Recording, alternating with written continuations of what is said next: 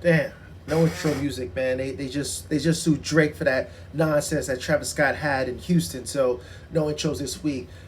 Jumping into a week 9 recap. Sorry, Jess, for being late. Been a crazy day. See, got my work attire on. So gonna jump right into it. In regards to first, let me shout out weekly high score. Gregory Mars, you did it, my friend. Salute to you. Getting the week 9 high score. Jumping into our knockout pool, which is crazy because Greg actually shouted out the knockout pool, which I didn't know Greg was.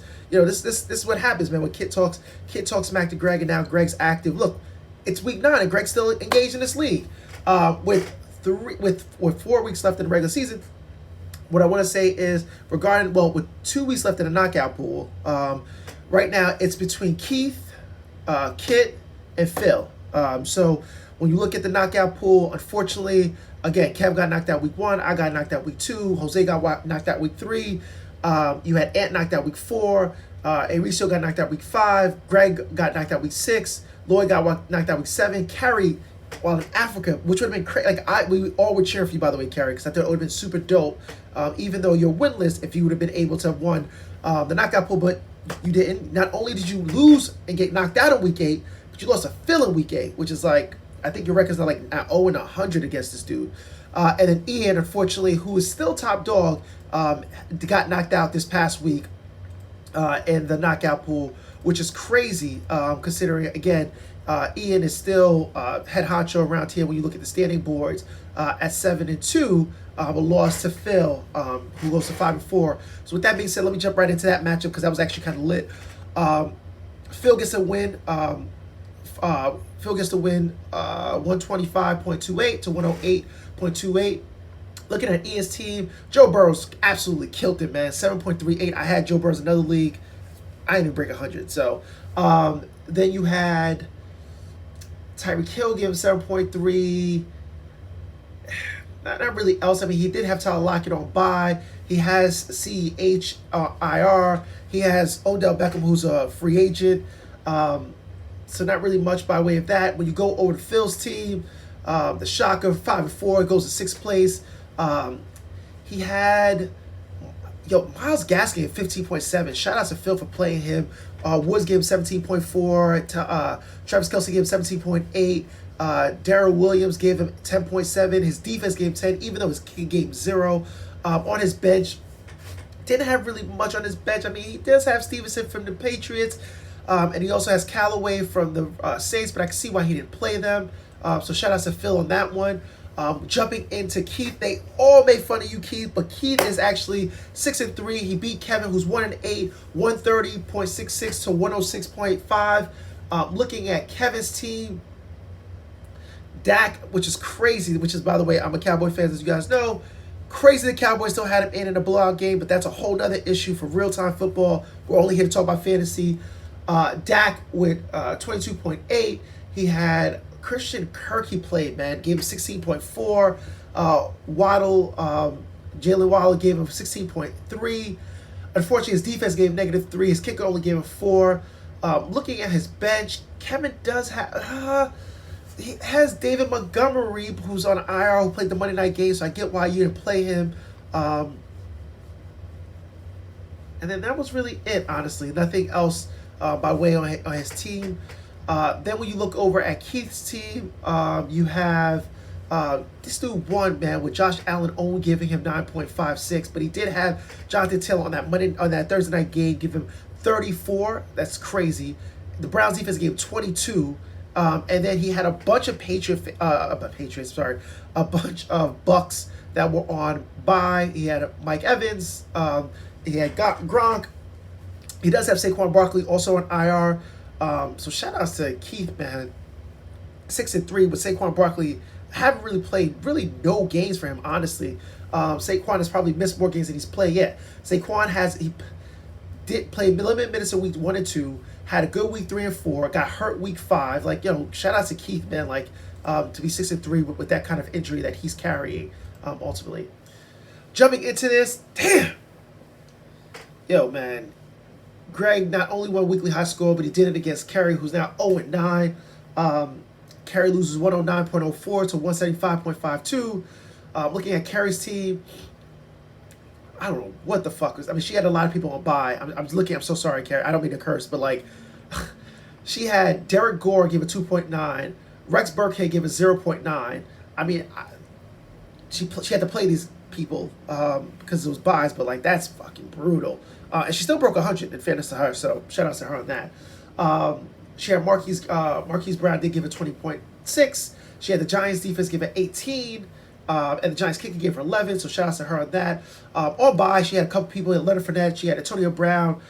She still has Ruggs. I guess she didn't get the news that he got dropped, but Kerry, he got dropped. You can actually drop him from your team. And then you had J.D. McKissick also, and Miles Sanders, obviously her IR. Moving over to Greg, who is 4-5, which is quite respectable for him at this time of year. I'm talking shit. Meanwhile, another league I'm in with Greg, my team is terrible, piss poor. But it's not that league, so I can talk shit in this league. So Greg had Matt Ryan giving 32.52, Chubb giving 30.3. Yo, James Conner gave 40.3. His kicker gave 12. He does have Gibson that was kind of out, and he also had TJ Hoosman that was currently out as well. So shout out to Greg on that massive win. Jumping in, Kit, a Recio with a nail biter. 116.44 to 109.88. Looking at a Recio's team, James Robinson gave 0. Like, why would you fucking play James Robinson? He was out. So basically, you gave the win to Kit on this one, which is crazy because A. Reese is a vet. So don't know what the fuck happened with that one. Can't wait to hear what he says on the chat about it. Nothing else on his way is his bench that he could have played. Looking over to Kit, does just enough to get the win, which is shout out to him. That's the point of the game. He had Lamar Jackson give him 36.64. Najee Harris give 16.8. Zeke Elliott gave him 12.6. He had Chase Edmonds give him only 0.3, but again, he did what he had to do to get the win. He did have Scary Terry on bye, and that's really it on his bench, honestly, that he could have played. So shout out to him on that one. I did talk about Phil against Ian. Then you had shout out to Ant 5-4. He beats Lloyd to fall to 6-3, 111.56, so 122.94. Looking at Lloyd's team, Mike Davis only gave 2.8. Jeremy McNicholas only gave 6.5. Tyler Boyd only gave him 2.1. That's fucking terrible, man. Like, if any of those guys would have just been somewhat decent, this would have been closer with possibly with him getting the chance to win. He did have Brady on bye. He does have Derrick Henry out on IR and also Kareem Hunt. So tough one for Lloyd. And then you have, in regards to looking at Anthony, he had Justin Herbert gave 35.64. Alvin Kamara gave 20.4. Moss only gave 4.4. Jacoby Myers gave 1.8.